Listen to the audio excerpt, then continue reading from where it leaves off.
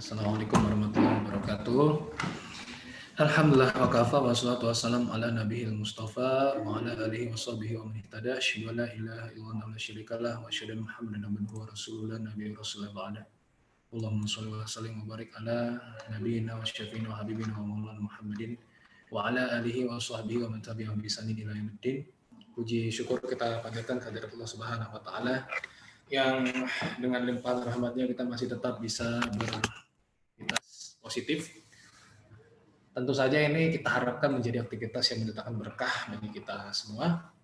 Dan selawat serta salam semoga senantiasa tercurah kepada junjungan kita Nabi Muhammad SAW yang setiap perkataannya adalah hukum, setiap perbuatannya adalah teladan, dan sebaik-baiknya sahabat adalah sahabatnya. Dan untuk itu kita sebagai umatnya semoga tetap istiqomah, tetap setia memegang tali ajaran dan sunnahnya hingga akhir zaman. Baik teman-teman semua yang dirahmati Allah Subhanahu wa taala. Yang pertama saya mohon maaf sebesar-besarnya nih terlambat masuk karena acara sebelum ini sebetulnya saya sudah mulai jam 7 harusnya sampai jam 9.20 ya. Tapi karena tadi ngaret dia mulainya tadi saya baru ngisi jam 7.30 gitu ya. Dan sampai 9.30 tadi saya masih ada banyak pertanyaan ya, akhirnya terpaksa saya cut sampai cuma 4 pertanyaan dari banyak yang mau bertanya. Oke, yang pertama itu ya, minta maaf ya, semoga dimaafkan. Kalau tidak dimaafkan saya pamit undur diri. Iya, kalau nggak dimaafin ya ngapain ya saya lanjut di sini ya. Terus kemudian yang kedua, semoga tidak mengurangi esensi dari materi yang akan saya sampaikan. Dan salam serta salam tadi sudah ya. Dan teman-teman sekalian, puji salam serta salam lagi sih. Ya teman-teman sekalian, ini sedang ngomongin tentang aku dan kamu menjadi kita. Ya, gitu ya judulnya ya. Jadi adapun sebetulnya saya tuh di request sama panitia itu kan mengisi berapa materi ini, ada 4 ya kalau nggak salah ya. Tapi memang di akhir tahun tuh biasanya saya agak hektik ya, daripada nanti menzoliminya lebih banyak daripada sekarang ini udah menzolimi teman-teman semua ya, jadi mendingan saya tahu diri aja dulu ya. Dan semoga nanti yang selebihnya juga insya Allah lebih expert gitu di bidangnya daripada saya, karena saya masih newbie ya. Ini masih tahun ini berarti pernikahan saya tahun ke-4 berarti ya. Ya, dan anak juga baru 3. Itu pun sebenarnya anaknya 2 ya, karena yang pertama itu kembar, yang kedua 1 anaknya gitu. Jadi ya bisa dikatakan masih newbie lah. Kalau mungkin teman-teman di sini udah ada yang puluhan tahun kali ya nikah ya, atau nggak tahu ya. Saya husnuzon aja, semoga sudah pada menemukan kesendirian. Oke, saya mau nyampein ada materi yang bisa saya sampaikan nih. Semoga nanti bermanfaat buat teman-teman semua. Oke, bismillah ya. Nih, kelihatan ya?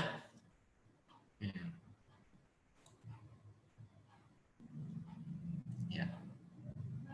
Karena sebar foto mesra suami istri manusia itu sudah sangat mainstream ya. Daripada jomblo-jomblo pada jadi makin kepengen, makin gak kuat untuk menahan kejombloannya, mendingan kita share aja yang lebih tidak membuat makin kepengen kayak gitu ya. Oke, teman-teman sekalian, ada yang penting banget di dalam pernikahan itu adalah ketika bertautnya 2 hati dalam satu rumah tangga. Dan yang juga tidak kalah penting adalah kita jangan sampai lupa bahwa setiap dari kita tidak hanya melibatkan diri kita saja, ya. Tidak hanya melibatkan diri kita saja, tapi juga melibatkan keluarga kita, melibatkan bahkan mungkin tetangga-tetangga kita, bahkan mungkin teman-teman kita di dalam rumah tangga kita, gitu ya. Karena belum tentu gitu ya, belum tentu yang kita nikahi itu orang yang sudah baik secara kekeluargaannya, sudah baik secara sosialnya, sudah baik bahkan secara kesehatan dan mentalnya kayak gitu. Itu belum tentu. Makanya yang perlu teman-teman perhatikan adalah ayat di mana Allah Subhanahu wa taala berfirman, al-khabithatu lil-khabithina wal-khabithuna lil-khabithat wat-thayyibatu lit-thayyibina wat-thayyibuna lit-thayyibat. Ya. Adapun di situ Allah berfirman dalam surat An-Nur itu bahwasanya perempuan yang buruk itu untuk laki-laki yang buruk, laki-laki yang buruk juga untuk perempuan yang buruk, perempuan yang baik untuk laki-laki yang baik, laki-laki yang baik juga untuk perempuan yang baik. Nah, maka perempuan yang banyak masalah akan bertemu dengan laki-laki yang banyak masalah. Perempuan yang galauan akan bertemu dengan laki-laki yang galauan. Perempuan yang lemah akan bertemu dengan laki-laki yang lemah. Nah, tapi lemahnya dalam segi apa, galaunya dalam segi apa, nanti akan kita bahas. Yang jelas tidak mesti, kan ada istilah yang jodoh adalah cerminan diri. Nah, sebetulnya ini tuh agak-agak ini tepat, tapi sering diartikan tidak tepat oleh teman-teman. Jadi seolah-olah kalau kita pendiam tuh ketemu sama suami atau istri yang pendiam juga, nggak kayak gitu. Jodoh itu teman-teman sekalian, itu seperti panci ketemu tutupnya. Apakah tutup panci gedenya, besarnya sama seperti pancinya? Ya nggak mungkin, Pak. Berat banget kalau tutup panci segede pancinya. Ya, jadi seperti panci ketemu dengan tutupnya. Nah, karena panci ketemu dengan tutupnya, mungkin tidak sama besar, mungkin tidak sama cerewetnya, mungkin tidak sama kerasnya, mungkin tidak sama lembutnya, mungkin tidak sama pemalunya, mungkin tidak sama galaunya, tapi cocok. Ini yang tidak bisa kita definisikan dengan kata-kata. Cocok itu yang akan menjadi pembahasan kita di dalam sebuah rumah tangga. Ya, makanya cocok aja gitu. Nah, makanya teman-teman sekalian, jika Anda suka gibah, belum tentu berjodoh dengan yang suka gibah, tapi bisa jadi berjodoh dengan orang yang sering digibahin. Ya. Bisa jadi kalau Anda suka marah-marah, itu belum tentu bertemu dengan suka marah-marah, tapi bertemu dengan orang yang suka dimarahin. Gitu loh. Ini panci ketemu tutup. Tapi kalau cerminan diri, kadang-kadang suka disalahartikan. Seolah-olah kalau kita lembut akan ketemu dengan lembut juga, belum tentu. Saya temperamental, istri saya orangnya penyabar. Ya, emang rata-rata begitu ya laki-laki perempuan. Tapi kan enggak juga. Terus saya kalau ngomong tinggi bahasa iramanya, intonasinya, tapi istri saya lembut. Kan nggak harus dua-duanya keras kan kayak gitu. Nah, inilah tutup panci, ya panci dengan tutupnya inilah yang kemudian menjadi cocok. Kemudian terjadinya perselingkuhan. Perselingkuhan itu terjadi ketika Anda sebagai panci itu ketika bertemu dengan suami, ya saya bilang suami karena rata-rata di sini kayaknya kaum hawa ya. Kaum nafsunya nggak ada ya kan, kaum hawa, kaum nafsu, jadi hawa nafsu kan kayak gitu. Saya bilang kalau Anda misalnya sebagai panci dan suami Anda tidak bertindak sebagai tutupnya atau Anda tidak menjadikan suami Anda sebagai tutupnya, maka Anda akan cari tutup yang lain. Itulah kenapa banyak kan perempuan suka cerita dengan laki-laki dan laki-laki suka cerita dengan perempuan. Karena perempuan cerita sama perempuan, mereka tidak senang. Kenapa? Karena perempuan cerita dengan perempuan pasti banyak dramanya. Laki-laki cerita dengan perempuan. Kenapa laki-laki senang cerita dengan perempuan? Karena laki-laki senang senang dengan tanggapan-tanggapan yang berkaitan yang membawa perasaan. Umumnya kayak gitu. Nah, makanya nanti di masa yang akan datang panci atau tutup panci itu ya sangat harus dijaga. Oke. Sekarang apa sih yang kita cari dari pernikahan, teman-teman sekalian? Di sini Allah berfirman dalam surat An-Nur ayat ke-21 ya, min ayatihi an khalaqalakum min anfusikum azwajan litaskunu ilaiha wa ja'ala bainakum mawaddatan wa rahmah inna fi dzalika laayatin liqaumin yatafakkarun. Ini ayat undangan nikahan ya. Undangan walimah pasti ada ayat kayak begini ya. Jadi apa sih di antara tanda-tanda kekuasaan Allah? Ya adalah dijadikannya, diciptakannya dari diri kalian sendiri, dari golongan kalian sendiri, pasangan. Untuk apa? Litaskunu ilaiha wa ja'ala bainakum mawaddatan wa rahmah. Ya, supaya kalian itu merasakan tenang. Kemudian dijadikanlah kalian itu merasa kasih sayang. Inna fi dzalika laayatil liqaumin yatafakkarun. Ini adalah tanda-tanda bagi orang-orang yang berpikir. Ya. Jadi orang nikah itu pakai mikir juga, bukan cuma pakai cinta. Karena membangun cinta itu memang dengan perasaan, tapi mempertahankan cinta itu dengan penghasilan. Ya, betul apa enggak tuh kira-kira? Iyalah, ya. Nangis di atas motor dengan nangis di dalam mobil enakan mana, Mbak? Enakan di dalam mobil.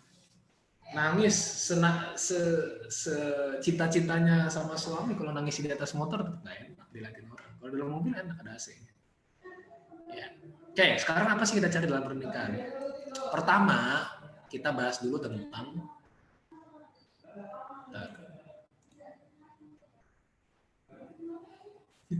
ada yang jawab mobil dong Tat, biar nggak malu. Iyalah ya, bener.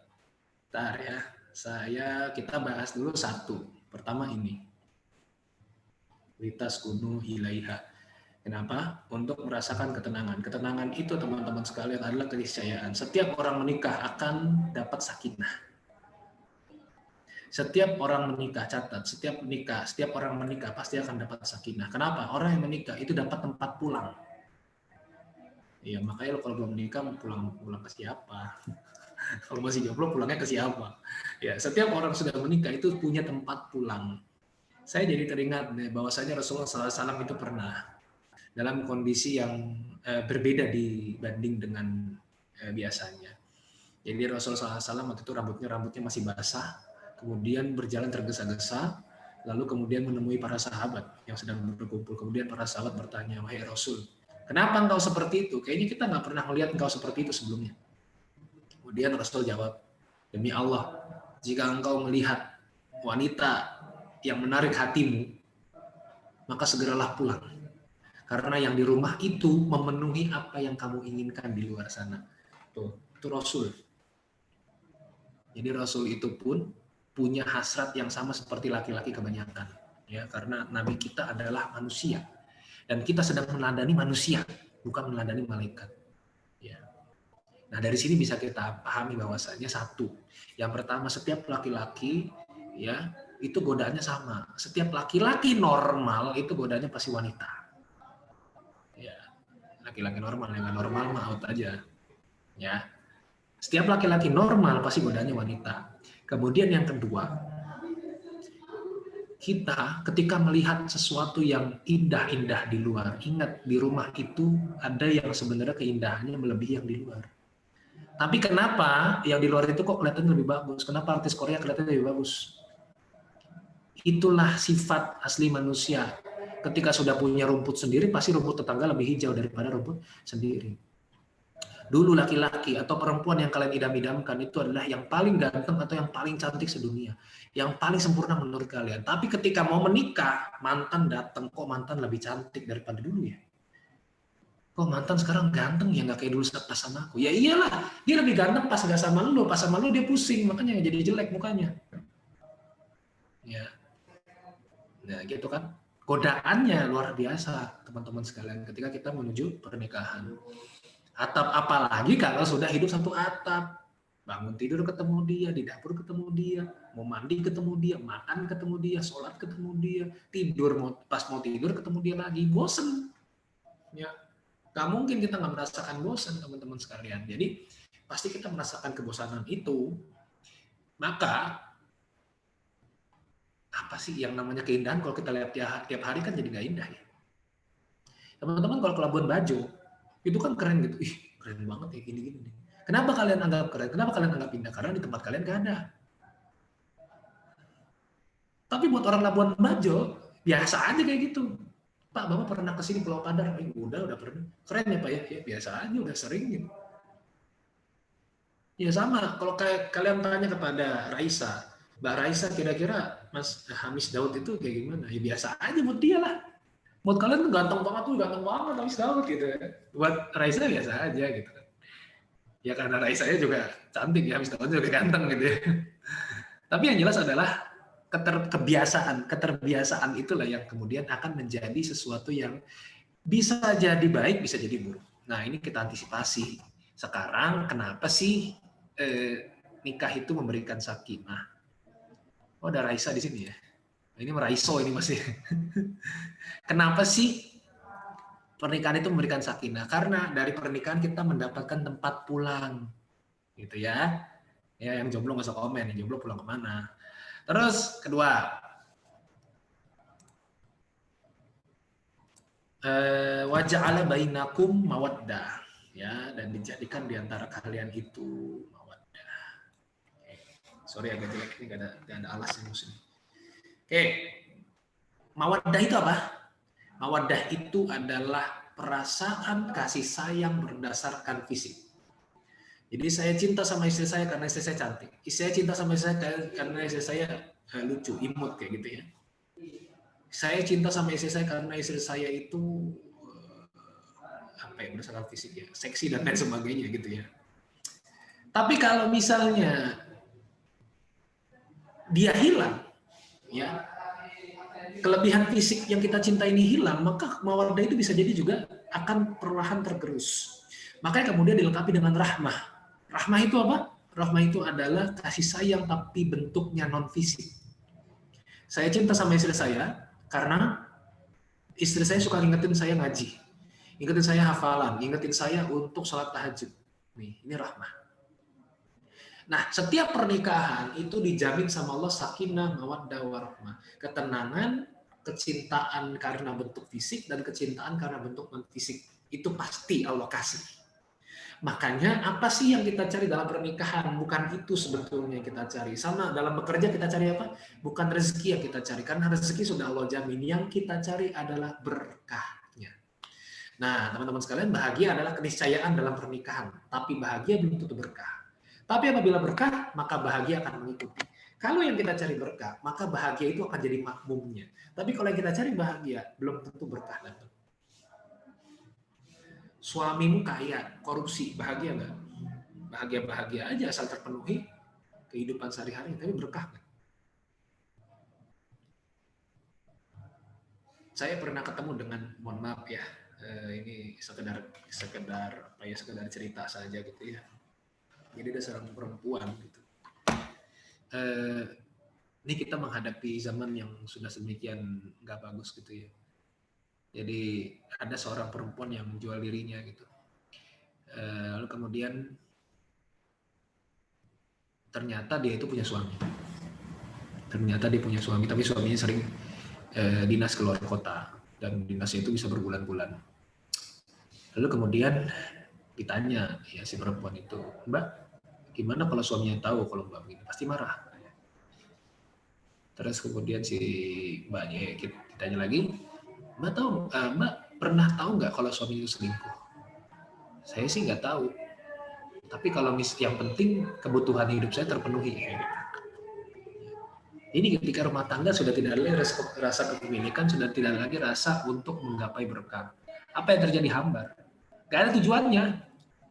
Sama kayak kerjaan gitu loh. Kerjaan kalau nggak ada tujuannya, tujuan hidupnya cuma bahagia senang-senang aja ya fana. Ketika harapan tidak bertemu dengan realitas tidak bertemu dengan harapan, ya realitasnya jauh dari harapan, bahagia akan sirna. Tapi kalau keberkahan yang kita cari, segala ketidaksinkronan harapan kita dengan realitas, kalau keberkahan yang kita cari, segala kekecewaan itu akan dilebur jadi satu. Jadi ya sudahlah, mungkin ini yang terbaik dari Allah. Lebih tenang hati kita. Ya walaupun proses untuk tenang itu nggak cepat. Nah, oke. Makanya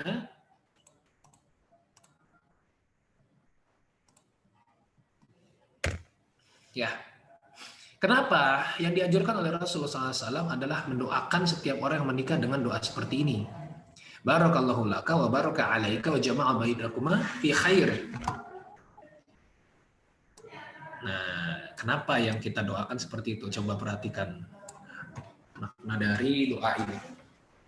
Semoga Allah memberikan berkah untukmu, dan semoga keberkahan atas dirimu, dan semoga Dia mengumpulkan kalian berdua dalam kebaikan. 2 kali.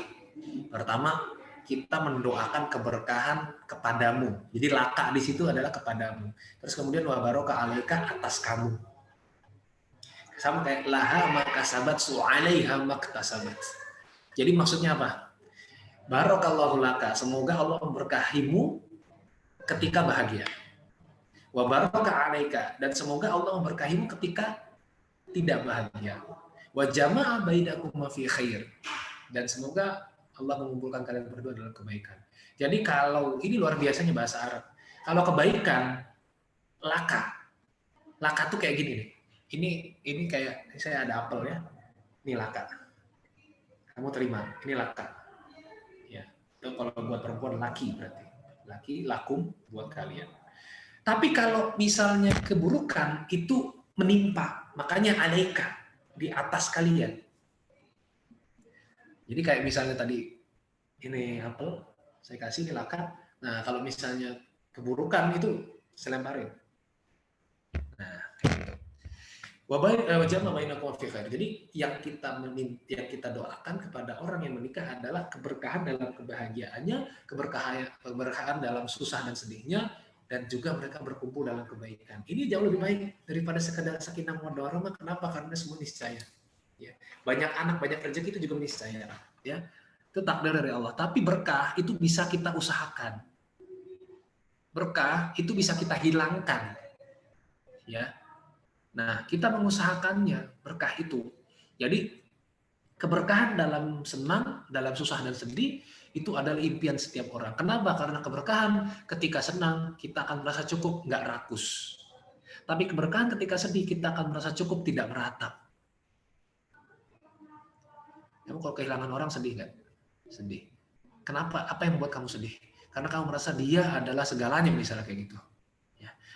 Kenapa sedih? Karena kita merasa bahwa dia yang memenuhi segala keinginan kita. Dia yang paling paham diri kita.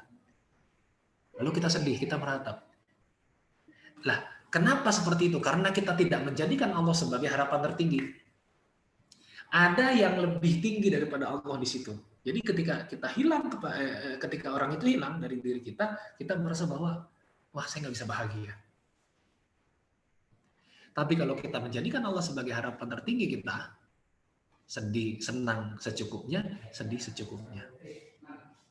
Jadi senang, sedih itu manusiawi, tapi secukupnya. Apa yang membutuhkan? Berkahnya.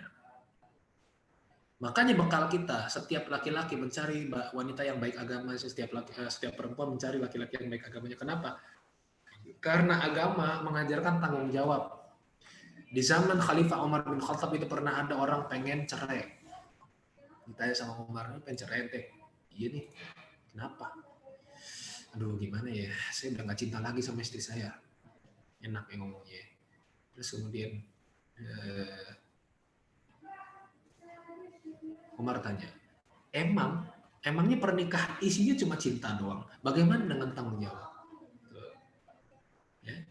Jadi salah kalau kita mengatakan pernikahan itu tentang percintaan saja. Ya cinta ada, tapi ketika cinta itu hilang, karena apa tadi? Karena mungkin sudah semakin tua, sudah semakin pikun, maka ada tanggung jawab di situ. Nah, orang yang paham agama, dia tahu tanggung jawab. Orang yang sholatnya baik, ya, kedekatan dengan Allahnya baik, itu tanggung jawab dia pasti. Tapi orang yang nggak paham, pasti nggak tanggung jawab. Ya, jadi merasa, ya udahlah saya sudah nggak cinta, ya udah nggak usah lagi. Seolah-olah pernikahan itu cuma karena cinta. Oke, jadi tanggung jawab itu penting banget. Nah, siapa yang ngerti tanggung jawab dalam pernikahan? Cuma orang-orang yang dekat dengan Allah. Cuma orang-orang yang paham kewajibannya terhadap Allah. Karena menjaga istri, menjaga suami itu adalah sebuah kewajiban. Ya, makanya kita dalam menikah itu bukan saling memiliki, tapi saling menjaga titipan dari Allah. Kalau saling memiliki, kita merasa sombong. Jadi mukul istri, mukul suami bebas, kalau punya gue. Ya, berlaku keras, berlaku kasar terhadap istri atau suami, ya bebas. Orang ini punya gue, ini kan milik saya. Tapi kalau kita memahami bahwa kita ini bukan saling memiliki, kita ini saling dititipkan oleh Allah. Kita saling jaga titipan. Jadi Allah tuh kayak nitipin, kamu, saya titipkan orang yang baik, yang cocok buat kamu, ya. Dan nanti tolong kembalikan kepada saya dalam kondisi yang sama atau jauh lebih baik. Kalau kita paham bahwa itu titipan dari Allah yang maha kuasa, yang maha memberikan kita segala rizki, maha memenuhi kebutuhan kita, maka kita pasti akan menjaganya dengan sangat baik. Ya, kita merawatnya, kita menjaganya, supaya nanti kembali kepada Allah dalam kondisi yang sama baiknya, atau bahkan jauh lebih baik. Ya, ini.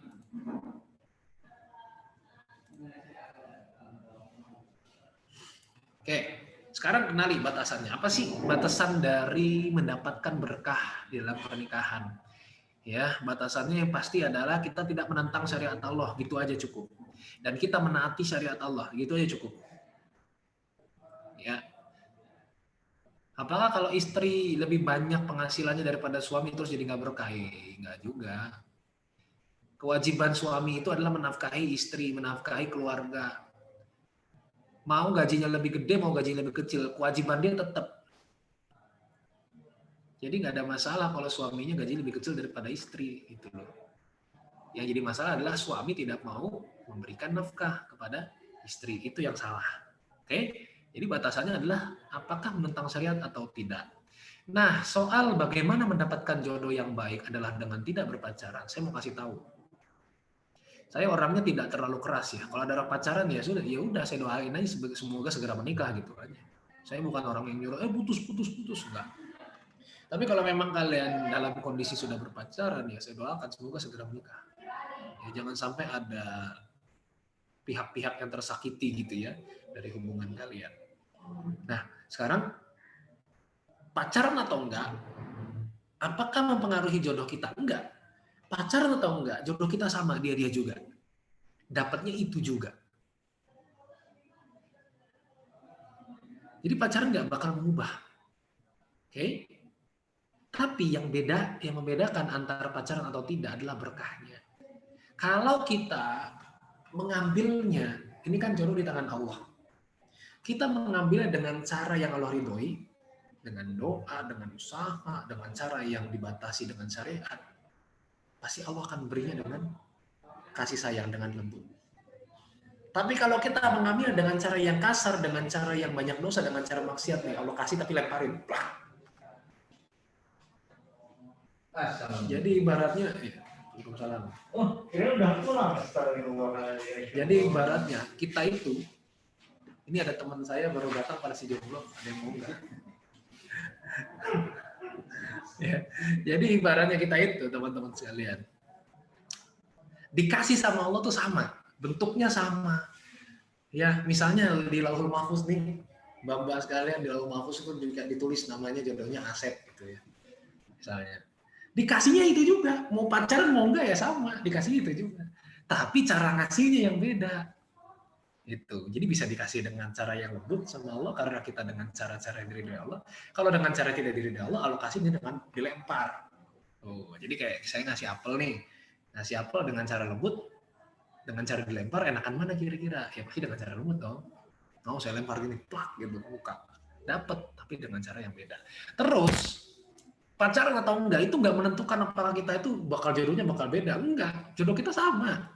Tapi seiring kita memperbaiki diri, orang yang di sana juga memperbaiki diri. Pas kita nggak memperbaiki diri, dia juga nggak memperbaiki diri. Jadi kita tuh dapatnya di tahap itu gitu loh. Jadi orangnya nggak berubah, yang berubah itu kualitasnya. Kitanya ningkatin kualitas, dia juga. Tapi kitanya nggak ningkatin kualitas, dia juga. Gitu. Jadi kita dapat dia juga, Asep juga gitu. Tapi Asep dalam kondisi 100% atau Asep dalam kondisi 50% itu tergantung kita. Gitu ya. Ya Asep ya. Nah, gitu ya, teman-teman sekalian. Jadi mau dikasih dengan cara disodorin dengan penuh kelembutan atau dengan dibentak dan dilemparin. Ya, tinggal pilih aja, terserah gitu. Yang jelas yang masih pacaran masih doain segera menikah aja. Ya, biar enggak lama-lama ya. Amin. Oke, terus kemudian, apakah pacaran itu termasuk zina? Apakah pacaran termasuk zina? Nah, sekarang gini, zina itu ada 3 jenis. Ya, di kalangan para ulama tuh diklasifikasikan ada 3 jenis. Ya, yang pertama al-laman, yang kedua zina muhsan, yang ketiga zina ghair muhsan. Si al-laman itu, saya dari bawah dulu. Zina ghair muhsan itu siapa? Ghair muhsan itu adalah orang yang berzina tapi mereka belum menikah. Ya, maksudnya jomblo dengan jomblo kemudian berzina gitu ya. Nah, ini hukumannya adalah 100 kali cambukan dan itu yang hukum harus pemerintah. Nggak boleh kita menghakimi sendiri warga RT, nggak boleh. Harus pemerintah, harus negara yang menyelenggarakan. Atau daerah-daerah yang diberikan wewenang oleh negara, ya kayak di Aceh sana. Kemudian ada zina muhsan. Zina muhsan ini zina yang dilakukan oleh orang yang sudah menikah. Maka hukumannya selain cambuk adalah rajam. Ya, ditimpukin sampai mati. Jadi kubur setengah badan, ditimpukin sampai mati. Kalau ghairu muhsan cuma dicambuk dicambuk dan diasingkan berapa tahun gitu, beberapa lama, paling nggak setahun. Jadi kalau dia misalnya tinggalnya di sini di Jogja, dia berzina, kemudian dicambuk, dia harus diasingkan dulu ke daerah lain selama beberapa waktu. Kemudian zina muhsan tadi dirajam. Yang ketiga adalah laman. Nah, laman ini ada satu hadis dari Rasulullah SAW yang bersabda, telah ditetapkan bagi anak-anak Adam yang pasti dia akan kena. Kedua mata zinanya adalah melihat, kedua telinga zinanya adalah mendengar, lisan zinanya adalah berkata-kata, tangan zinanya adalah menyentuh, kaki zinanya adalah berjalan, hati zinanya adalah keinginan atau hasrat, dan yang membenarkan dan mendustakannya adalah kemaluan. Nah, sekarang pertanyaannya tadi, pacaran itu zina atau bukan? Ya sekarang tentuin aja. Kira-kira dalam berpacaran saling tatap mata nggak? Saling tatap muka nggak? Video callan nggak? Saling ngepap nggak? Ya enggak. Ya pacaran macam apa tuh? Kemudian kedua telinga zina. Zinanya dengan mendengar. Saling manggil sayang nggak? Saling gombal-gombalan nggak? Atau kalian pacaran saling setor hafalan gitu? Masya Allah. Ya. Terus saling saling latihan adzan gitu, saling latihan ngaji, kayaknya luar biasa ya. Lisan zinanya adalah berkata-kata. Sekarang tadi gombal-gombalan atau enggak? Ya, ngomong apa sih kira-kira? Aku akan selalu ada buatmu tuh. Aduh, itu 2 kali. Aku akan menjadi pelindungmu, aku akan menjadi segalanya buatmu, itu 2 kali. Ya, udah lisannya zina, berbohong, yang ketiga merasa jadi Tuhan. Itu 3 kali itu ya. Berbohong ya. Aku akan selalu ada buatmu ya. Gombal banget. Terus tangan zinanya adalah menyentuh. Ada yang pacaran tidak menyentuh sama sekali? Oh, kita nggak boleh, kita bukan mahram ya, Dek. Kita jaga proses ini sampai halal ya, Dek. Iya, Mas. Dek, udah sholat, Dek. Iya, Mas, ini lagi sholat, lagi sujud, Mas. Ya, kayak gitu ya.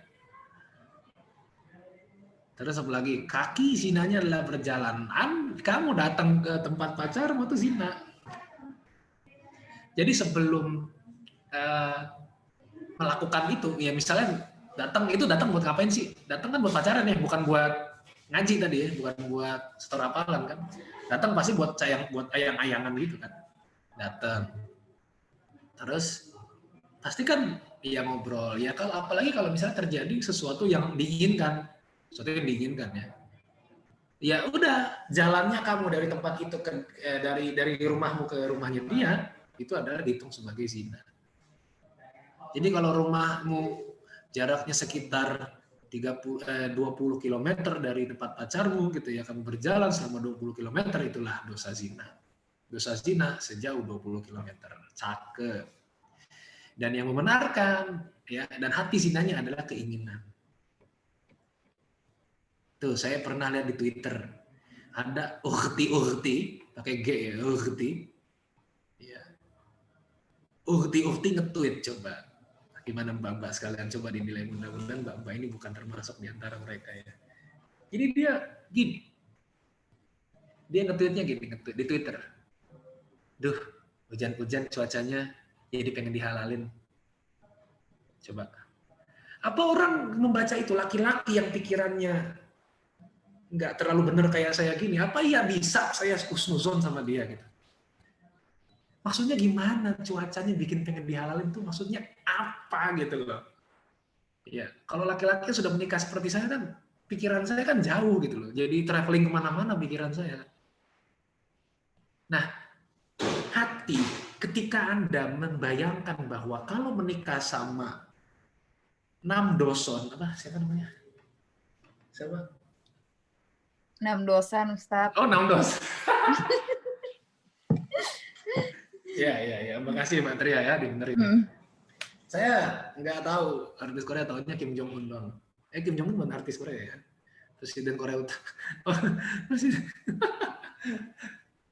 Saya nggak tahu ya, terserah kalian mau nonton apa. Cuma yang jelas begini, Anda kalau berpikir bahwa menikah dengan dia gitu, bisa halal ngapa-ngapain, itu hasrat.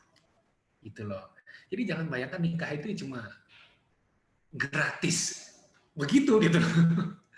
Itu hasrat namanya. Jadi kalau Anda berpikir bahwa menikah itu bisa menghindari zina, itu betul. Tapi kalau satu-satunya cara untuk menghindari zina adalah menikah, itu salah. Berarti Anda berpikir bahwa menikah itu hanya untuk menjadi legitimasi melakukan hubungan. Padahal lebih daripada itu, menikah itu luar biasa. Itu loh, itu adalah peristiwa peradaban. Dan yang membenarkan dan menstakannya adalah kemaluan. Ya, bagaimana kita menjaga kemaluan kita, gitu ya. Baik yang laki-laki maupun yang perempuan sama susahnya kalau istilah kemaluan mah ya. Apalagi kalau saya ngelihat ada apa, ada artis ganteng gitu ya. Terus kemudian ada yang komen di Instagramnya, aduh ngelihat fotonya rahim jadi anget, astagfirullah. Terus hati-hati, rahim anget itu adalah ciri-ciri kanker rahim ya. Hati-hati mbak-mbak sekalian, kalau Anda merasakan rahim anget segera hubungi dokter. Zina menurunkan iman dan imun. Panjang hadisnya. Ini sebenarnya hadisnya juga dari kitab Sahih Bukhari Muslim ya. Sahih Bukhari sorry. Baca aja artinya. Intinya di sini, tidaklah berzina seorang hamba ya. La yaznil abdu hina yazni wa huwa mu'min wala yasriqu hina yasriqu wa huwa mu'min wala yashrabu hina yashrabu wa huwa mu'min wala yaqtulu wa huwa mu'min. Qala Ikrimah qultu li ibni Abbas kaifa yunza'ul imanu minhu qala hakadha ya qala hakadha wa shabbaka baina asabihi thumma akhrajaha fa in taba'ada ilaihi hakadha ya hakadha wa shabbaka baina asabihi ya. Jadi tidaklah berzina seorang hamba yang berzina ketika ia berzina dalam keadaan beriman, dan tidaklah mencuri ketika ia mencuri dalam keadaan beriman. Tidaklah ia minum khamar ketika minumnya dan ia dalam keadaan beriman, dan tidaklah dia membunuh sedang dia dalam keadaan beriman. Kata Ikrimah, saya bertanya kepada Ibnu Abbas, bagaimana iman bisa dicabut padanya? Ia menjawab begini. Ya. Jadi dicabut, gimana caranya iman dicabut padanya? Kata Ibnu Abbas seperti ini. Seret. Nah, gitu ya. Terus kemudian bagaimana iman itu kembali? Seperti ini kalau dia sudah bertobat. Apa makna dari hadis ini? Makna dari hadis ini adalah orang yang berzina imannya sedang tidak ada atau imannya sedang turun. Jadi bukan dia keluar dari Islam, bukan. Tapi orang yang berzina dia sedang tidak beriman. Orang yang mencuri dia artinya dia hasrat dia itu untuk bermaksiat itu lebih tinggi daripada tingkat keimanan dia kepada Allah.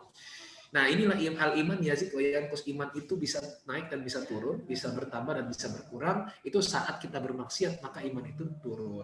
Nah, artinya teman-teman sekalian, kenapa saya bilang zina itu menurunkan iman dan imun? Imun karena orang yang sering berzina rawan kena penyakit.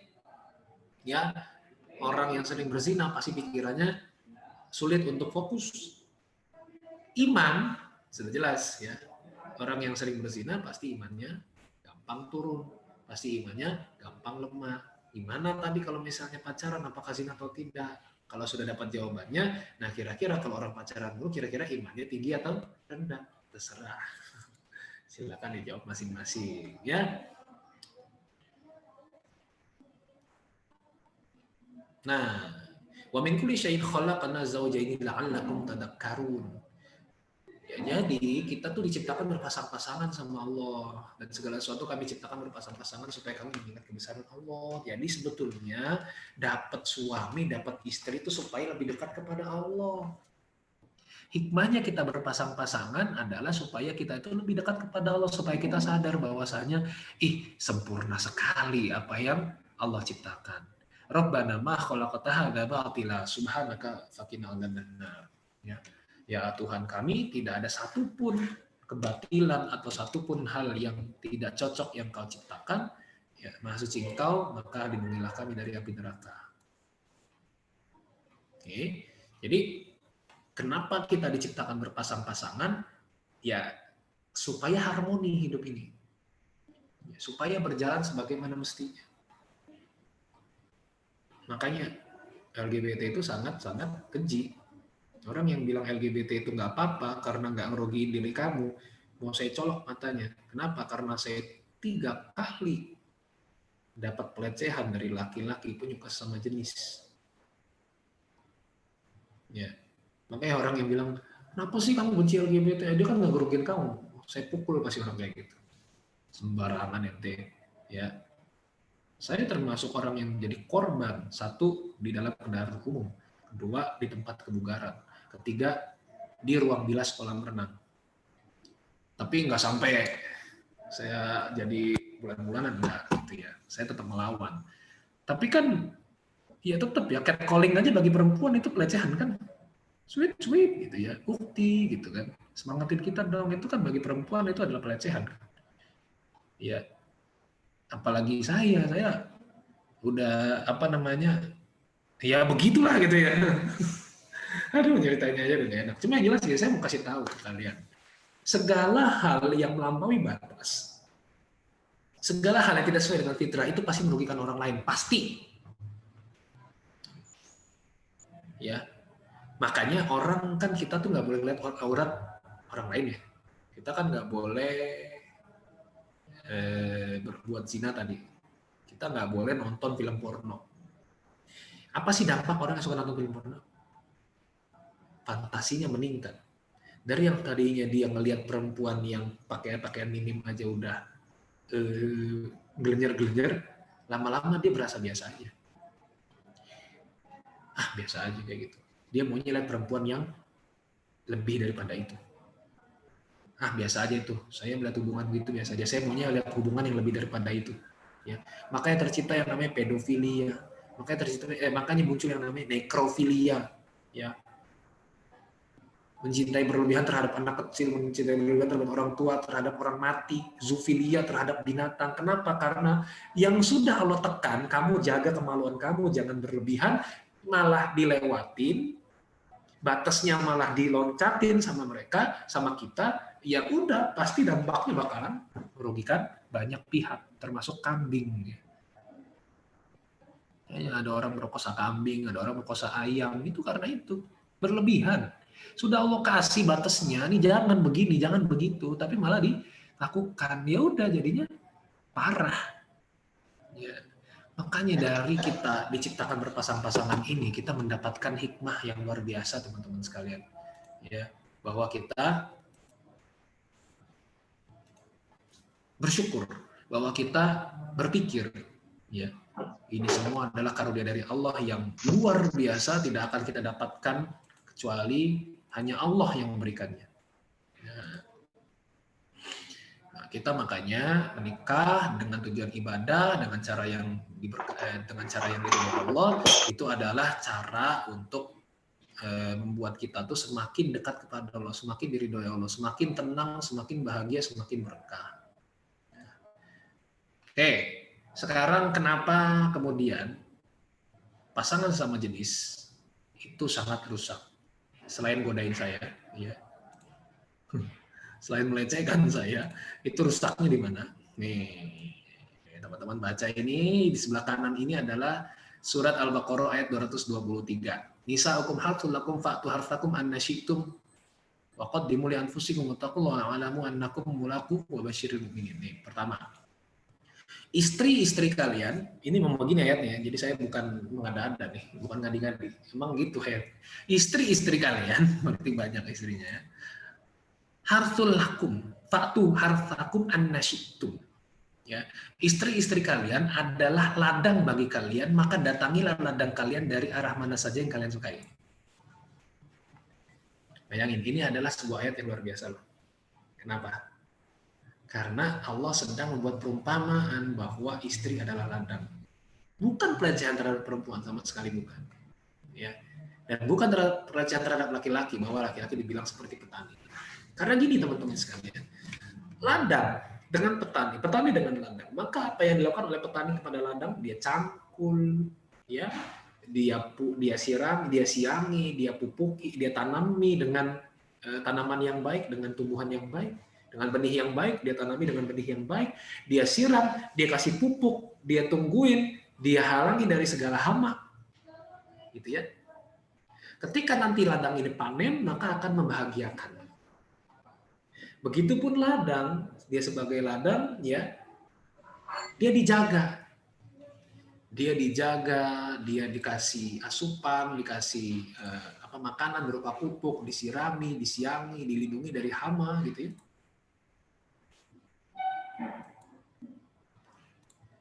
Terus kemudian ketika panen, ya sama-sama senang, ladangnya baik, kemudian petaninya juga senang. Nah pertanyaan saya, apabila laki-laki sama laki-laki, berarti petani sama petani ngapain main cangkul-cangkulan? Nah, perempuan sama perempuan ngapain? Siapa yang ngasih benih, siapa yang nyiramin, siapa yang ngasih pupuk? Siapa yang menghalangi dari hama? Siapa? Nggak ada. Dan coba perhatikan teman-teman sekalian, ketika kalian melihat ada satu pasang ya, pasangan sesama jenis, pasti di antara mereka ada yang menjadi dominan sebagai laki-laki, ada yang jadi sebagai perempuan, pasti. Coba. Setiap laki-laki sama laki-laki pasti ada yang dia pengen jadi ceweknya, ada yang pengen jadi cowoknya. Kalau istilah ini saya kasih tahu istilahnya, istilah mereka tuh top dan bottom. Kalau top itu dia jadi laki-lakinya, kalau bottom jadi perempuannya. Ya. Kalau perempuan pasti ada salah satu yang tomboy banget ya, gayanya kayak laki-laki, satunya cewek banget. Artinya apa? Setiap manusia butuh pasangan yang berbeda dari dirinya. Nyakanya kayak panci sama tutupnya. Beda, besarnya beda, kerasnya beda, ketebalannya beda, tapi pas. Itulah jodoh. Oke. Kemudian ayat yang kedua ini masih di surat Al-Baqarah tapi ayat ke-187, Allah berfirman, "Uhilal lakum lailatas syiyami rafatu ila nisaikum hunna libasul lakum wa antum libasul lahun." Sampai sini aja. Ya. Hunna libasul lakum wa antum libasul lahun. Kalian itu pakaian bagi mereka dan mereka adalah pakaian bagi kalian. Ya, kalian laki-laki adalah mereka adalah pakaian bagi kalian laki-laki, mereka itu istri-istrinya, dan istri-istri kalian juga kalian adalah pakaian bagi istri-istri kalian. Artinya apa? Satu, yang pertama secara harfiah. Ketika laki-laki dan perempuan dalam ikatan pernikahan dia berhubungan, dia seperti tidak ada lagi pakaian yang menempel dalam dirinya, maka yang menjadi pakaian adalah istrinya atau suaminya itu. Ya, ini secara harfiah. Nah, secara maknawiyah, bahwa pakaian itu adalah saling menutupi, saling mendandani, saling mempercantik, saling memperindah. Karena dengan pakaian kita makin indah ya, makin enak dilihat ya. Dengan pakaian kita mungkin jadi lebih terhormat, dengan pakaian kita jadi lebih enak dilihat. Jadi nambah kegantengan, jadi nambah kecantikan itu dengan pakaian. Nah, ini tugasnya suami itu nambah cantik istri. Jadi jangan sampai para suami ini ada nggak ya di sini? Para calon suami, kalau kalian sudah menikah, istri kalian itu harusnya jauh lebih cantik setelah menikah daripada sebelum. Ya. Juga bagi perempuan begitu, harusnya suaminya setelah menikah itu jauh lebih sehat, jauh lebih seger daripada sebelum nikah. Kalau pas nikah culun, kurus, lemes gitu ya. Setelah nikah itu harusnya naik taraf hidupnya, naik kualitasnya, makanya harus saling mengisi. Ini makanya hunna libasul lakum wa antum libasul lahum. Yang ketiga maknanya adalah saling menutupi aib. Ya, suamimu ngoroknya kenceng, ditutupin, jangan diceritain, istrinya nggak boleh ceritain ke tetangganya. Ini istrinya lagi cerita tetangganya bilang, "Jeng, gimana ya, suami saya tuh ngorok kenceng banget." Terus dia malah bilang, belum apa-apa suami kamu, suami saya lebih-lebih. Nah, itu namanya buka aib secara tidak sadar. Dan banyak yang kayak gitu. Atau suami dengan kepada istrinya gitu ya. Istrinya tuh lemot, lola, ya jangan diceritain. Kecuali untuk konsultasi boleh. Tapi kalau untuk sekedar cerita jangan. Wah, istri saya juga gitu. Wah, istri saya juga pelambat gitu. Jangan ceritain. Gitu. Ya. Istri saya istri saya ngiler kalau tidur kayak gitu. Jangan ceritain. Kayak gitu-gitu tuh namanya aib. Dan aib itu harus saling ditutupi. Apalagi suami sama istrinya, makanya hunna libasul lakum wa antum libasul lahum. Pastikan laki-laki yang Anda nikahi, pastikan perempuan yang Anda nikahi itu bukan ember. Ya.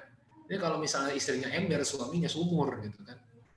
Nah, istrinya banyak ngomong, suaminya makin parah gitu. Atau tadi. Nah, juga hunna libasul lakum wa antum libasul lahum, kayak tadi saya bilang, bisa jadi jodoh kita itu adalah dampak dari maksiat kita gitu loh. Jadi kalau kita senang gibah, bisa jadi jodoh kita mungkin nggak senang gibah. Bentar. Ini laptop saya lowbat. Bentar ya. Bentar, saya nyari colokan dulu. Cari ya, Mbak Ria. Cari colokan dulu. Boleh, Ustaz. Oke, kita tunggu dulu ya. Ustaznya mau nge-charge dulu laptopnya. Teman-teman kalau ada yang mau tanya, aku harap pertanyaannya juga relate sama materinya. Boleh langsung aja taruh di chat box-nya, jadi nanti pas sesi tanya jawab bisa langsung aku bacain gitu. Boleh ya, langsung sambil taruh pertanyaannya di chat box. Sambil kita nunggu Ustadznya. Ini belum ada yang nanya sih, aku lihat. Ini deh, tak ambil lagi.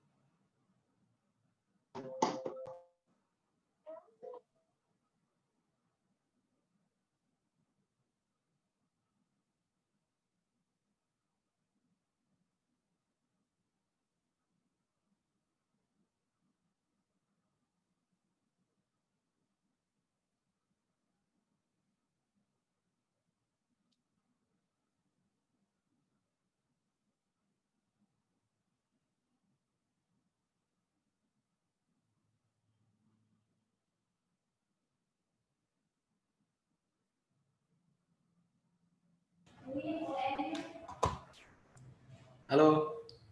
Halo Ustadz, udah? Udah. Oke. Aduh, dapat spotnya makin kurang cahaya, jadi kelihatan hitam saya nih. Nah, udah. Oke. Sampai di ini ya, tadi ayat ini ya. Oke, jadi termasuk juga di antara makna kunna libasul lakum wa antum libasul lakum, gitu ya.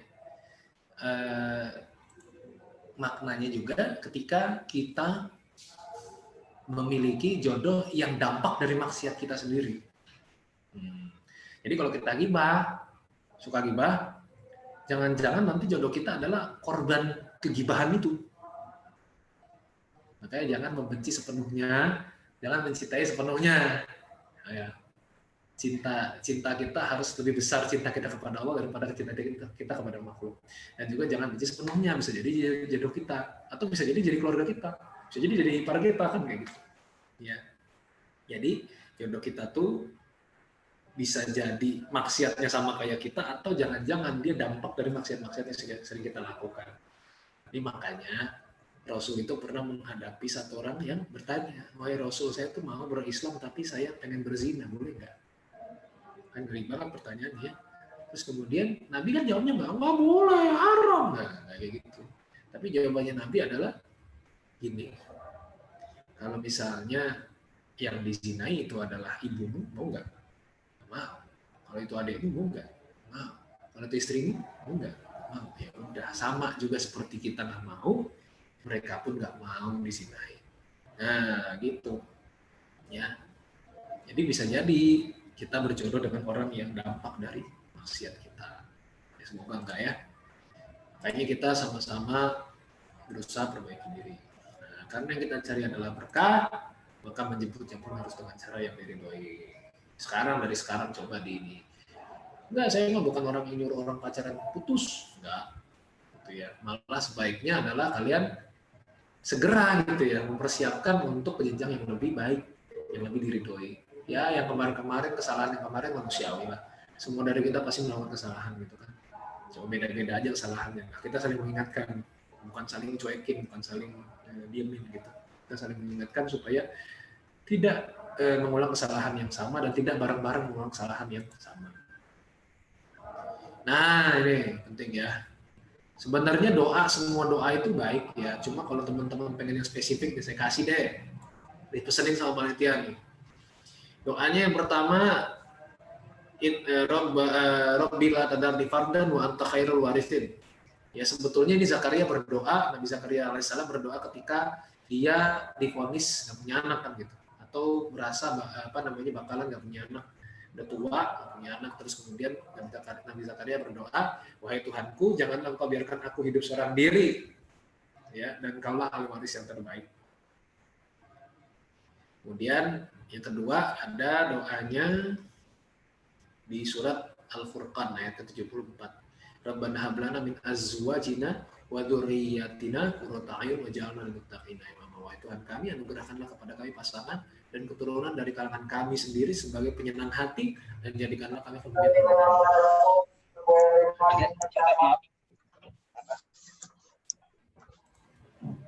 Oke. Terus dah. Kayaknya cukup ya. Ya segitu dulu ya. Kalau misalnya ada yang mau ditanyain silakan. Kalau nggak ada ya udah, nggak usah tanya, nggak usah dipaksain. Dan kalau misalnya nanti mau ditanyain tapi malu, bisa tanya ke akun-akun ini ya. Saya insya Allah aktif di IG, insya Allah pasti saya balas. Ya DM masalah nggak minta callback ya. Terus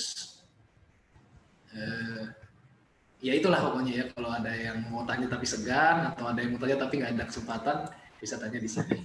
Asal jangan susah-susah pertanyaannya. Ini bukan ujian. Baik, saya kembalikan dulu ke moderator ya, Mbak Tria. Saya kembalikan. Aku lihat astagfirullahaladzim. Silakan. Terima kasih Ustadz untuk penyampaiannya. Ini sih ada beberapa pertanyaan. Kita masih ada waktu sekitar 20 sampai 30 menit. Jadi nanti aku juga sambil saya pilih-pilih dulu ini pertanyaannya. Kayak yang tadi Ustadz bilang, kalau ada yang mau tanya atau mungkin belum dijawab, nanti bisa langsung tanya ke akun sosmednya Ustadz Zaki. Insya Allah nanti dijawab. Oke, kita langsung ke pertanyaan pertama. Yang pertama ya. Ini mau langsung beberapa pertanyaan baru dijawab, dikumpulin dulu, atau langsung satu pertanyaan dijawab Ustadz? Satu dulu deh, kayaknya ini ya pelik-pelik ya permasalahan kalian ya kayaknya. Iya ya, panjang-panjang nih aku juga. Aduh. Oke. Yang pertama ya dari Mbak Bunga. Assalamualaikum Ustadz, maaf mau tanya terkait aib yang harus saling menutupi saat sudah menjadi suami istri. Bagaimana jika aib tersebut sebelum menjadi suami istri? Apakah perlu diceritakan dalam artian jujur sebelum menikah atau jangan? Terima kasih. Jadi intinya kayak sebelum menikah dia mempunyai aib. Apakah sebelum akhirnya menikah itu aib itu harus diceritakan nggak sih ke calon suami atau ke calon istrinya, kayak gitu Ustaz?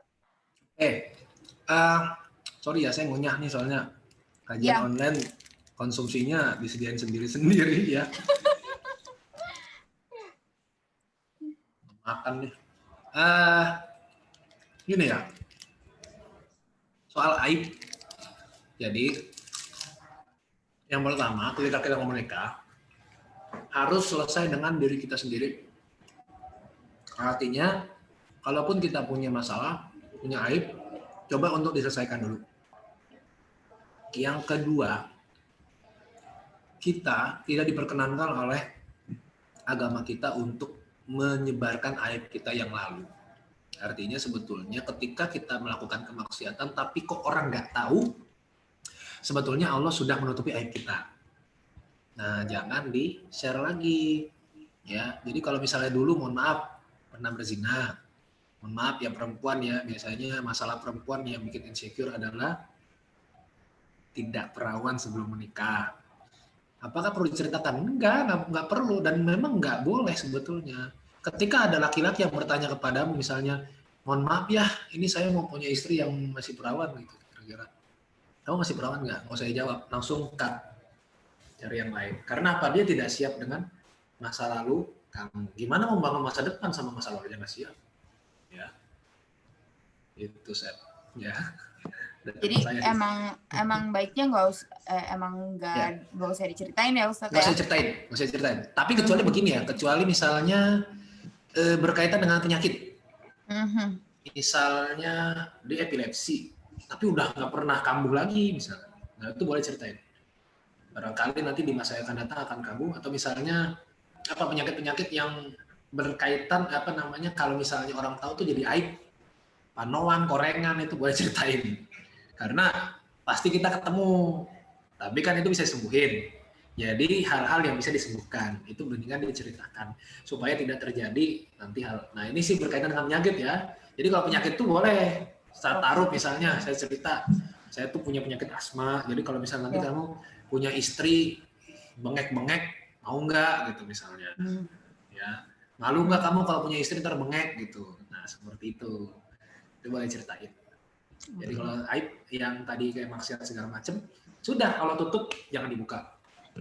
Tapi saya jadi penasaran karena banyak mendengar beberapa cerita tentang yang aib maksiat itu ya Ustadz. Misalnya kan nggak diceritain nih, tapi akhirnya setelah menikah tuh ketahuan, terus akhirnya jadi berantem, terus bahkan ada yang akhirnya sampai minta bercerai juga. Itu gimana? Harusnya maksudnya ya kan udah berkomitmen gitu, harusnya ya udah terima aja, atau kayak ya kenapa nggak dibilang dari sebelumnya kayak gitu-gitunya loh. Saya jadi penasaran. Jadi sebetulnya ketika dalam berproses menuju pernikahan harus kita sampaikan bahwa apakah dia siap jika nanti misalnya bertemu dengan hal-hal yang tidak berkaitan dengan aib masa lalu misalnya gitu. Kalau dia nggak siap ya udah. Ntar kalau dia tanya emang aibnya apa ya jangan, malah kepo banget gitu kan, kita kasih tahu malah dia oh yaudah kalau gitu nggak jadi ya sayang gitu kan. Jadi kita harus bilang kepada dia ini komitmen, jika kamu siap dengan masa lalu saya gitu ya udah ayo kita jalan sama-sama, tapi nanti kalau kamu bahas ya saya mungkin akan mengembalikan kepada orang tua dan lain sebagainya. Tapi jika misalnya siap ya udah. Atau misalnya kasus lain jadi tahu tapi nggak berantem, ya udah nggak apa-apa. Misalnya dia jadi taunya dari orang lain gitu, pertama dulu begini terus kita klarifikasi, akhirnya ya udah jujur aja. Kalau misalnya memang seperti itu udah jujur aja nggak apa-apa. Terus akhirnya jadi ya udah tahu sama tahu tapi nggak berantem, itu nggak apa-apa. Nah yang menjadi permasalahan itu kalau misalnya kenapa sih bisa dibahas masa lalu itu ya karena tadi tidak siap. Makanya di antara kesiapan kita menikah, Mbak-mbak dan mas-mas sekalian, salah satunya adalah kita juga siap dengan latar belakang orang yang kita nikahi. Ya. Karena besar atau kecil itu pasti akan mempengaruhi masa depan mereka juga. Ya. Orang yang pernah bermaksiat itu sudah tidak sama lagi. Makanya kalau belum pernah bermaksiat jangan coba-coba. Ya. Kalau sudah pernah jangan berhenti mah. Jangan segera bertobat gitu. Jangan berhenti ya. Gitu. Oke. Lanjut ya ke pertanyaan kedua biar bisa dijawab banyak. Dari Mbak Anita Yuniawati. Assalamualaikum, Ustadz mau tanya, saya kan belum menikah, lalu ada teman saya sudah menikah. Nah dia ini sering banget curhat tentang masalah rumah tangganya. Saya berusaha untuk mendengarkan, tapi saya nggak berani kasih solusi karena saya belum mengalami apa yang dialami. Tapi kalau keseringan curhat, gimana Ustadz? Saya harus gimana menyikapinya?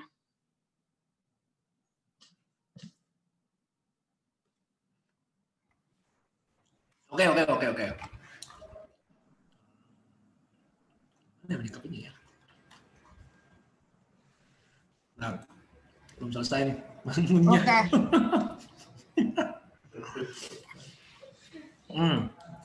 Teman saya udah nikah, terus dia sering banget curhat. Sering curhat, tapi dia belum menikah. Aduh, kasihan ya. Inilah penderitaan para jomblo. Berusaha curhat tentang rumah tangganya, tapi nggak berani kasih solusi. Karena saya belum. Oke, jadi begini sebetulnya. Satu, yang pertama, kalau orang curhat sama kita tandanya dia percaya, ya. Dan kalau orang curhat sama kita tuh tandanya dia bukan dapat solusi dari kita. tapi dia nemuin orang yang cocok untuk dijadikan tempat cerita. Yang satu. Jadi kita satu bersyukur dulu. Kedua, kita dengarkan secara seksama. Yang ketiga, kita harus bisa bijak dalam menyikapinya. Ya. Yang pertama, kalau kita memang tahu apa yang dia harus lakukan, berdasarkan misalnya ajaran dari ustadz siapa, ustadz yang sudah kita kenal atau sudah mengajarkan kita, boleh kita kasih ini referensinya. Kita kasih. Jadi bukan dari pengalaman kita, tapi kita kasih referensinya. Ya. Atau kalau misalnya kita benar-benar nggak tahu, maka kita carikan dia solusi. Misalnya kita carikan ke ustadz siapa gitu ya, untuk bercerita dengan siapa, kita carikan ahlinya, dengan psikolog misalnya kayak gitu. Jadi ada tawaran solusi yang bisa kita kasih ya. Jadi nggak usah bingung menyikapinya, ya tinggal bilang aja gitu ya, sis, aku ini udah nggak tahu lagi mau jawab gimana gitu loh. Jadi bukannya nggak mau dengerin, tapi ya aku bukan orang yang ahli, takutnya nanti malah jadi toksik gitu kan, malah ngasih solusi malah yang menjerumuskan gitu. Daripada memberikan solusi yang menjerumuskan, mendingan kita kasih aja dia, misalnya kita carikan dengan ulama atau psikolog atau siapapun kayak gitu yang bisa dijadikan tempat cerita, sehingga cerita dianya pengen cerita itu terpenuhi, hasrat dia pengen cerita terpenuhi, terus kemudian solusinya juga ketemu gitu. Karena bisa jadi dia kalau misalnya kita cariin ustadz langsung atau psikolog langsung, dia nggak bisa cerita, nggak bebas gitu ceritanya. Gitu. Atau tadi si Mbak yang barusan tanya tadi itu mendingan juga bisa, misalnya Mbaknya punya tempat konsultasi, ya coba aja itu ditanyakan, nih teman saya si Fulanah begini, gimana ya solusinya kira-kira, seperti itu juga bisa, boleh kayak gitu juga. Oke. Lanjut ke pertanyaan ketiga Ustadz. Tapi pertanyaan ketiga ini sebenarnya udah dirangkum juga, ada beberapa juga yang menanyakan hal yang sama, yaitu Assalamualaikum Ustadz, boleh bertanya bagaimana meyakinkan diri bahwa seseorang itu adalah jodoh kita, dan jika sholat istikharah, bagaimana melihat jawabannya? Ini pertanyaannya banyak ditanyain sih Ustadz, jadi salah satu sama Mbak Mega ini, tapi ada beberapa tadi juga yang tanya. Pasti bertanya kayak gini pasti banyak. Pertanyaan saya paling sering ditanyakan. Oh gitu. Ya. Jadi jadi pas kita pengen tahu gitu ya. Jadi sebetulnya memang jodoh kita itu orang yang pernah bertemu dengan kita. Sadar atau tidak sadar? Ya. Jadi sadar atau tidak sadar. Kita sengaja atau tidak sengaja. Pertama itu. Kemudian yang kedua, bagaimana kita tahu bahwa jawaban dari sholat istikharah kita adalah itu gitu ya. Yang pertama harus dipahami, istikharah itu bukan memilih satu di antara dua pilihan. Tapi istikharah adalah menguatkan pilihan yang sudah kita ambil. Ya. Jadi bukan memilih misalnya dua pilihan nih. Bingung nih mau milih yang mana. Jadi ente bukan ngajakin Allah cap-cip bukan. Tapi kita tuh cenderung sama yang mana, terus kemudian kita bilang sama ya Allah, jika ini yang terbaik bagi saya, terbaik bagi agama saya, maka dekatkan jalan-jalan itu kan kayak gitu. Ya. Jadi bukan cap-cip gitu, ya Allah pilihin dong gitu, enggak. Nah, kalau sudah berdoa seperti itu, maka apa tanda-tandanya? Tanda-tandanya didekatkan jalan-jalannya.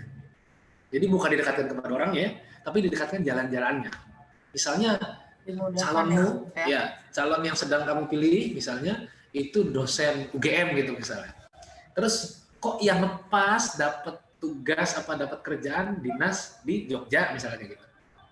Atau misalnya tadi calonmu itu yang kamu pilih itu orang Sukabumi gitu misalnya. Kok yang bisa pas ada tugas ke Sukabumi, ke Pantai Pelabuhan Ratu misalnya kayak gitu. Terus kok dekat begitu terus gitu loh. Terulang gitu, nggak cuma sekali. Itu bisa jadi sebagai penguat. Kemudian yang kedua, restu dari orang-orang terdekat kita. Ya. Kok kayaknya seret aja, cocok aja gitu restu dari mereka gitu. Kok dari kemarin-kemarin tuh saya sama yang lain kok susah, ibu saya kok nanyain kerja, nanyain gaji. Yang ini gajinya pas-pasan aja malah diterima. Gitu, misalnya kayak gitu. Terus juga tanda yang lain adalah lebih dekat kita kepada Allah daripada sama dia. Tuh, itu susah nandainya. Karena apa? Karena kebanyakan dari kita tuh pakai nafsu. Bucin ya Ustaz. Bikin bucin, terus akhirnya bikin candi satu malam gitu ya. Jadi itu kan Jadi dibutakan semuanya. Kisah terbucin paling tidak masuk akal sepanjang sejarah ya. Benar. Bikin candi dalam satu malam itu. Jadi kita kadang-kadang pakai nafsu. Jadi saya udah istiqoroh nih dan dia adalah yang terbaik gitu. Seolah-olah tuh kita tuh ketemu dia terus ini adalah tandanya, ini jodohnya. Enggak. Nah, ada lagi satu hal yang perlu teman-teman tanamkan dalam diri teman-teman. Ini juga pada saya. Bahwasanya Imam Syafi'i juga pernah berpesan. Ketika Anda bingung dalam memilih satu di antara dua pilihan, maka pilihlah yang paling menyelisihi hawa nafsu. Berat ya? Jadi paling menyelisihi hawa nafsu. Jadi kalau kita nafsu banget sama yang ini, berarti ini bukan nih gitu kalau kata Imam Syafi'i. Karena apa? Bisa jadi ketika sudah hilang ketertarikan kita kepada dia, nafsu kita udah nggak ada, ya udah nggak cinta lagi. Gawat. Ya gitu ya. Semoga bisa menjawab. Ya. Kuncinya restu orang tua juga ya. Ya. Selanjutnya nih Ustadz, dari Safarina Nisa. Assalamualaikum Ustadz, izin bertanya apakah orang yang sudah berpacaran tapi dia sudah tidak berpacaran lagi, apakah akan menemukan dengan laki-laki yang baik juga Ustadz? Oh maksudnya kayak udah dulunya pacaran, terus udah nggak pacaran lagi. Kira-kira akan menemukan laki-laki yang baik nggak sih Ustadz? Walaupun dulu track recordnya pernah pacaran gitu. Ya, buktinya saya bisa menemukan perempuan yang baik. Ya, nggak usah saya ceritain ini masa lalu, cuma intinya gitu. Jadi intinya begini, semua dari kita tuh pasti pernah berdosa, ya. Dan kemudian yang dinilai oleh Allah adalah upaya usaha kita untuk memperbaiki diri. Jadi kenapa Anda hafiz Quran kok nikahnya bukan sama Hafizah? Terakhir kemarin kayak contoh gampang aja nih, ini kan contoh baik ya, saya sebut gak apa-apa ya. Misalnya Kartika Putri kok nikah sama Habib. Ya, padahal dia baru pakai jilbab waktu itu kan. Kenapa? Karena yang dinilai sama Allah itu proses pembelajarannya. Upaya dia untuk lebih baik itu yang dinilai. Bukan track recordnya. Makanya sebetulnya kalau mau aku dan kamu menjadi kita, siap dengan masa lalu. Karena siap dengan masa lalu itu makanya dia juga siap membangun masa depan gitu cuy ya. Jadi benar. Jangan kemudian kecil hati, jangan kemudian insecure gara-gara masa lalu. Karena sebetulnya dengan ada masa lalu itu kita jadi unggul loh. Kita jadi tahu untuk bagaimana supaya tidak terjerumus ke situ gimana. Nanti kalau punya anak, biar anaknya nggak pacaran juga gimana. Itu jadi kita tahu. Ya. Jadi belajar ya Ustaz ya. Betul, belajar dari kesalahan itu juga adalah sebuah karunia yang luar biasa dari Allah. Benar. Amin. Amin. Masih ada waktu ya Ustaz ya. Lagi ya. Seru-seru nih pertanyaannya. Ustadz, bagaimana sih tanda-tanda jodoh sudah dekat? Terima kasih Ustadz. Nah, gimana tuh Ustadz? Saya juga penasaran. Waduh. Ini memang yang nanya jomblo masa tenggang semua Pak ya? Di sini kayak isinya semua jomblo nih Ustadz. Oh gitu? Kecuali Ustadz. Jadi harap maklum nih pertanyaannya. Gitu ya, siap. Tanda jodoh sudah dekat saya sih tidak tahu ya. Karena saya tidak menemukan itu di literatur, di tulisan-tulisan para ulama, tapi yang jelas saya cuma mau kasih tahu tanda siap menikah aja. Ya. Tanda siap menikah itu ketika dicatat guys, siap menikah. Ketika Anda tidak lagi berpikir bahwa menikah adalah satu-satunya solusi dari setiap permasalahan Anda. Ya.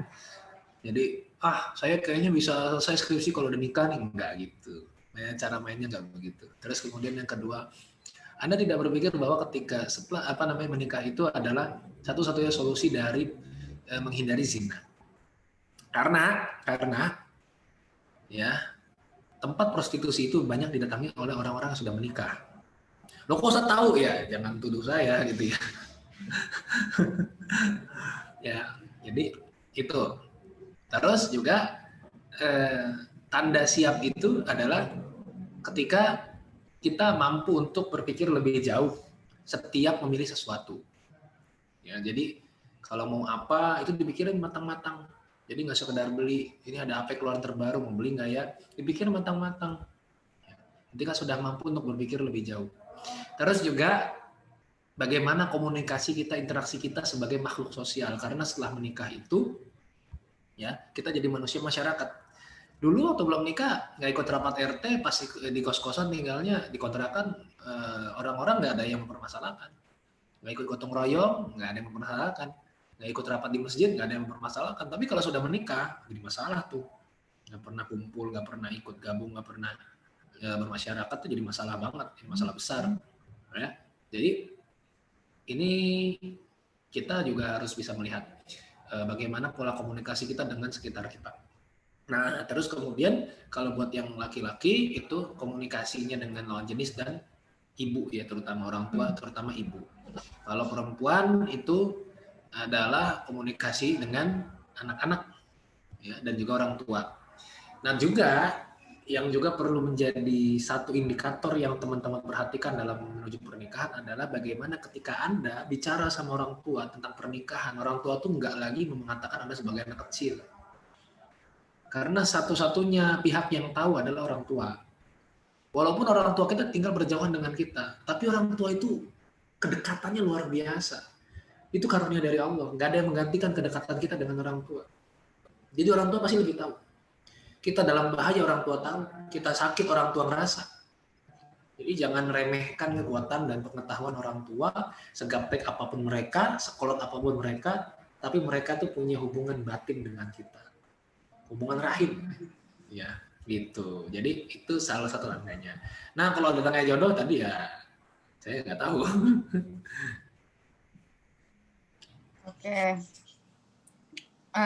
Mungkin 2-3 pertanyaan lagi masih aman, Ustadz? Aman, oke.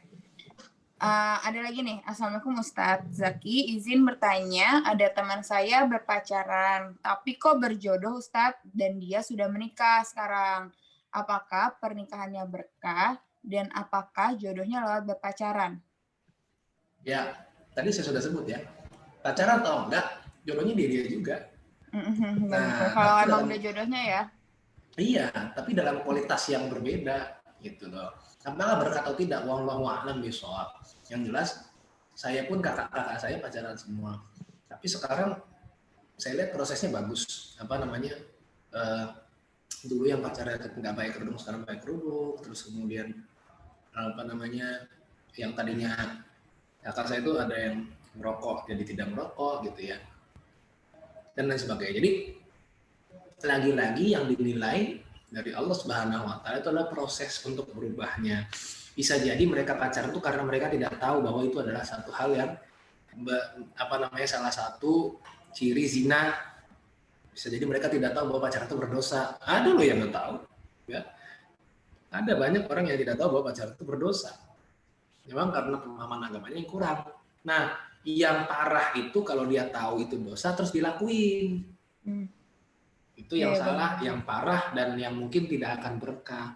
Tapi yang tidak tahu terus kemudian mereka bertobat, terus mereka sama-sama perbaiki diri, ini yang akan mendatangkan berkah. Jadi banyak kok yang sebetulnya diawali dengan pacaran, diawali dengan yang ya penikungan dan sebagainya, bahkan pacaran terus selingkuh, terus sama selingkuhannya nikah gitu, itu juga ada. Cuma yang lalu kemudian jadi lebih baik itu ada, karena tergantung bagaimana apakah kita bertobat atau tidak dan kita memperbaiki diri atau tidak.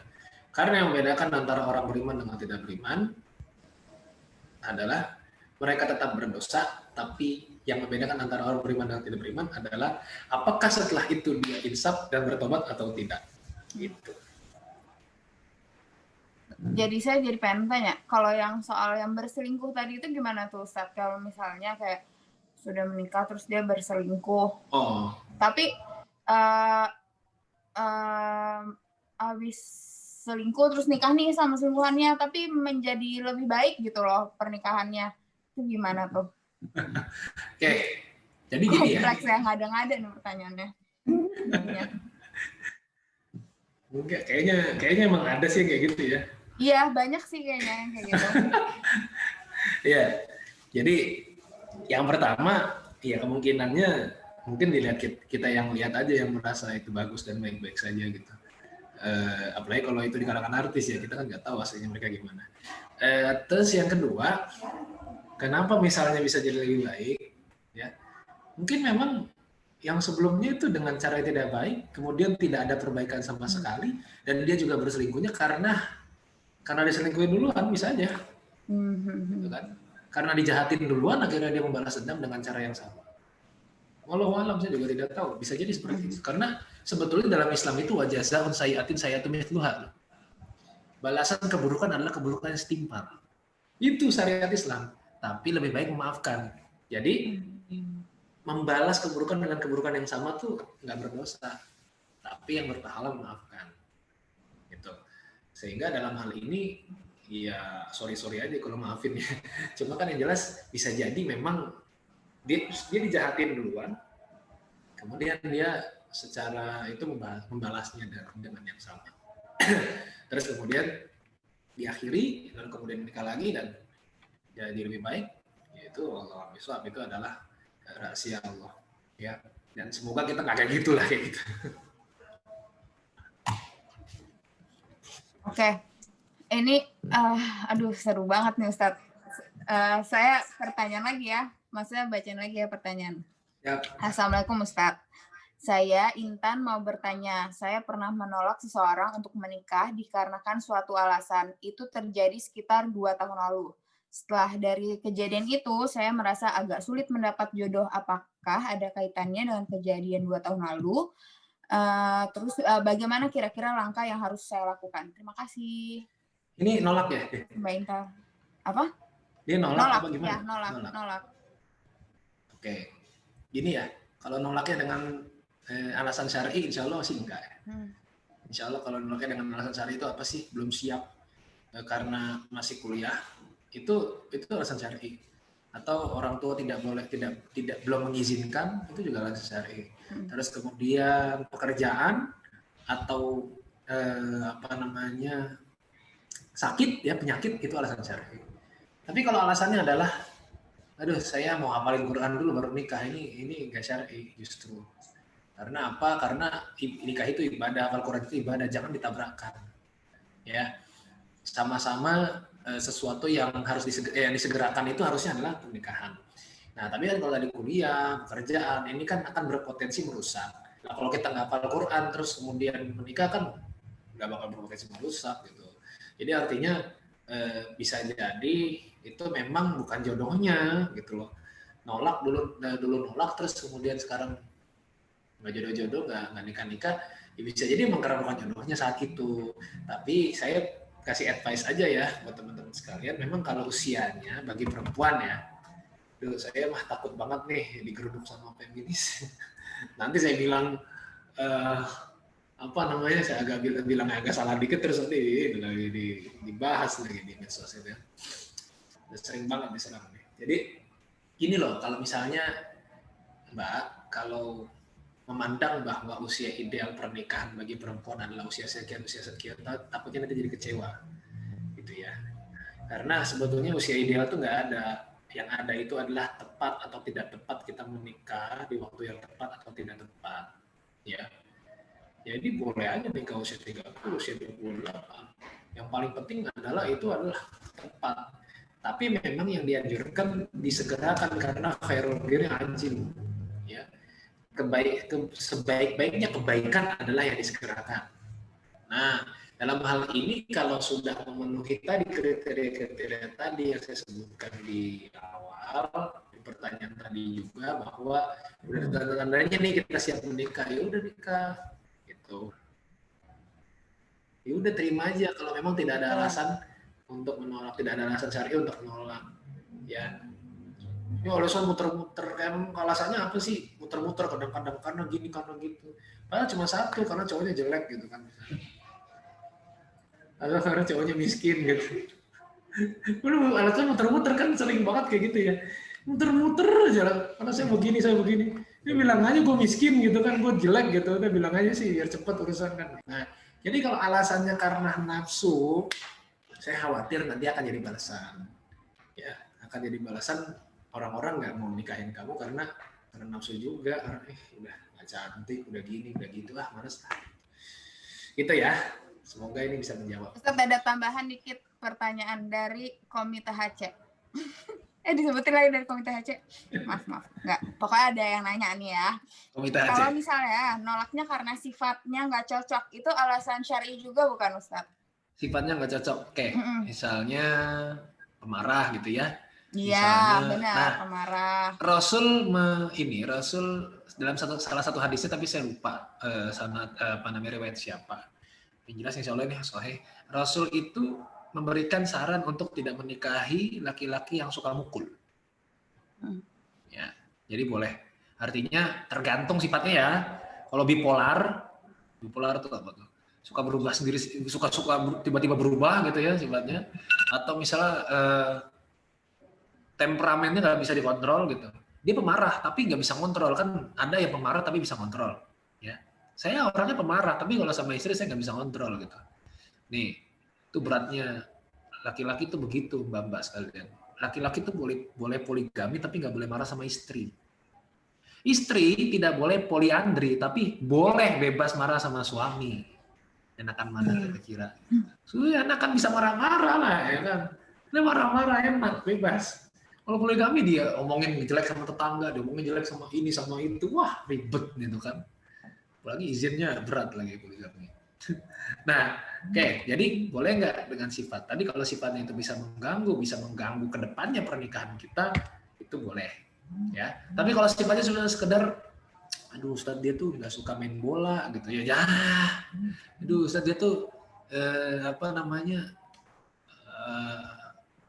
dia tuh sifatnya gini, jadi dia nggak suka pakai parfum gitu misalnya gitu. Ya, tinggal beliin aja parfumnya. Jadi sifat-sifat yang memang akan menjadikan bahaya di tengah perjalanan pernikahan kita itu boleh ditolak. Ya, gampang marah, gampang nangis, gampang curiga gitu ya, atau gampang mukul, itu kan sifat tuh. Semuanya itu sifat yang bisa kita jadikan alasan untuk bisa menolak lamaran. Itu. Oke, karena udah jam 11.26, kayaknya udah dulu nih pertanyaannya. Tapi sebenarnya masih banyak banget yang seru-seru pertanyaannya.